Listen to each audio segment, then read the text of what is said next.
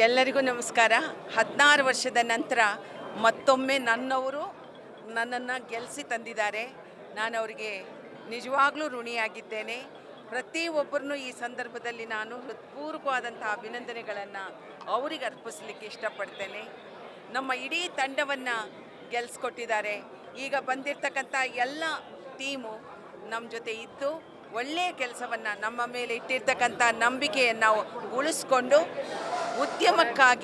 ಉದ್ಯಮಕ್ಕೆ ಏನು ಬೇಕಾಗಿದೆ ಅವುಗಳನ್ನು ಖಂಡಿತವಾಗ್ಲೂ ಮಾಡುವಲ್ಲಿ ನಾವು ಎಲ್ಲರೂ ಒಟ್ಟಿಗೆ ಸೇರಿ ಕೆಲಸ ಮಾಡ್ತೀವಿ ಅಂತ ಈ ಸಂದರ್ಭದಲ್ಲಿ ಹೇಳಲಿಕ್ಕೆ ಇಷ್ಟಪಡ್ತೇನೆ.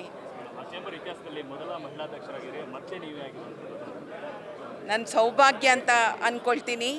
ಬಹುಶಃ ಎಲ್ಲರೂ ಕೂಡ ಇಡೀ ಭಾರತ ದೇಶದಲ್ಲಿ ಒಬ್ಬ ಇದು ಚಲನಚಿತ್ರ ವಾಣಿಜ್ಯ ಮಂಡಳಿಯಲ್ಲಿ ಇದುವರೆಗೂ ಕೂಡ ಮಹಿಳೆಗೆ ಒಂದು ಆದ್ಯತೆ ನೀಡಿರಲಿಲ್ಲ.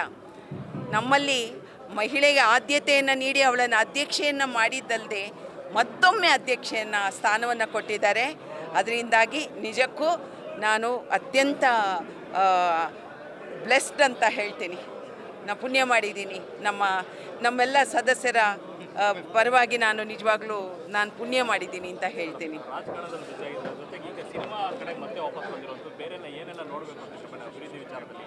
ಮೊದಲು ನಮ್ಮ ಹೊಸ ನಿರ್ಮಾಪಕ, ಹಳೆ ನಿರ್ಮಾಪಕರು, ಪ್ರದರ್ಶಕರು, ಸಿಂಗಲ್ ಥಿಯೇಟ್ರ್ ಪ್ರಾಬ್ಲಮ್ಮು, ಹಾಗೆ ಮಲ್ಟಿಪ್ಲೆಕ್ಸ್ದು ಪ್ರಾಬ್ಲಮ್ಮು, ಮತ್ತು ಈ OTT ಪ್ರಾಬ್ಲಮ್ಮು, ಆಮೇಲೆ UFO, ಕ್ಯೂಬು, ಇವೆಲ್ಲವೂ ಸಮಸ್ಯೆಗಳು ಅನೇಕ ಇದೆ.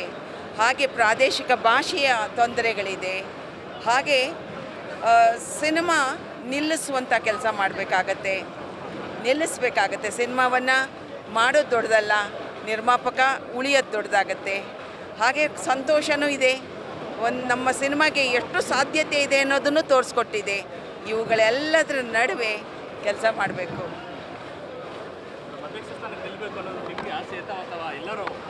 ಇಲ್ಲ, ನಾನು ಕನಸಲ್ಲೂ ನೆನೆಸಿರಲಿಲ್ಲ. ನನಗೆ ರಾಕ್ಲೈನ್ ವೆಂಕಟೇಶ್ ಸರ್ ಬಂದು ನೀವು ಆಗಬೇಕು ಅಂತ ಹೇಳಿದ್ರು.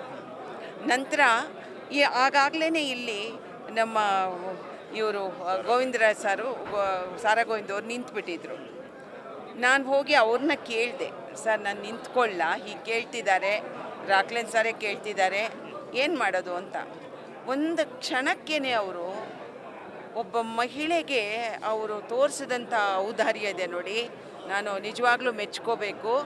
ತಕ್ಷಣ ಹೇಳಿದ್ರು, ಅಮ್ಮ ನೀವು ನಿಲ್ತೀರಾ ಅನ್ನೋದಾದರೆ ನೀವು ನಿಲ್ಲಿ, ತಗೊಳ್ಳಿ, ನಾನು ನಿಮಗೆ ಇದನ್ನು ನಾನು ಬಿಟ್ಕೊಡ್ತೀನಿ ಅಂತ. ಒಂದು ಕಿಂಚಿತ್ ಕೂಡ ಅವರು ಆಚೆ ಈಚೆ ಯೋಚನೆ ಮಾಡಲಿಲ್ಲ. ಹಾಗೆ ಎಲ್ಲ ನನ್ನ ಮಾಜಿ ಅಧ್ಯಕ್ಷರು, ಈಗಿರೋಂಥ ನರಸಿಂಹ ಸಾರಿಂದ ಹಿಡಿದು ಪ್ರತಿಯೊಬ್ಬ ಮಾಜಿ ಅಧ್ಯಕ್ಷರು ಕೂಡ ನನಗೆ ಬೆಂಬಲಿಸಿದ್ರು. ನೀವು ನಿಂತ್ಕೊಳ್ಳಿ, ನಾವೆಲ್ಲ ನಿಮ್ಮ ಜೊತೆಗೆ ಬೆಂಗಾವಲಾಗಿರ್ತೀವಿ, ಈ ಸಲ ವಾಣಿಜ್ಯ ಮಂಡಳಿಗೆ ನೀವು ಬರಬೇಕು ಅಂತ.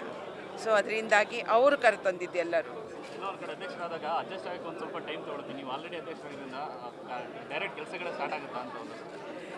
ಏನಿಲ್ಲ, ಕೆಲಸ ಶುರುವಾಗುತ್ತೆ. ನೀವು ನೋಡ್ತಾ ಇರಿ, ನಮಗಿನ್ನೇನೂ ಇಲ್ಲ, ಬರೀ ಕೆಲಸ ಮಾಡಬೇಕು.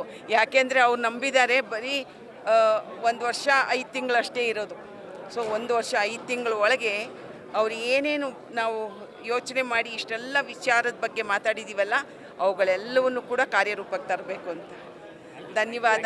ನಿಮ್ಮೆಲ್ಲರೂ ಸಹಕಾರವನ್ನು ನೀಡಿದ್ದೀರಿ. ನಿಮ್ಮೆಲ್ಲರಿಗೂ ಕೂಡ ನಾನು ಕೃತಜ್ಞಳಾಗಿದ್ದೇನೆ. Thank you sir.